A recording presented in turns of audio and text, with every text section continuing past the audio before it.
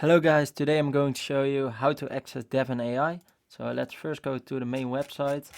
Devin AI is a AI software engineer. It's one of the first ones that's doing this, and it has a lot of capabilities and a lot of learning process. So let's show how to access it. So first type in here preview.devin.ai, like I have for example here. And here we are. My name is Devin and I'm a software engineer. Give me coding task. So we have night mode and light mode.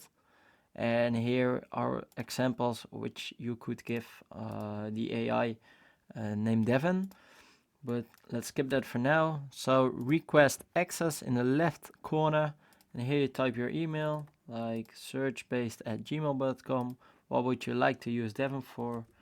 For creating new coding software and fix bugs, for example. Please share a bit more. I'm a YouTube tutorial maker and I would like to make more tutorials about Devin, for example. And then we do request access.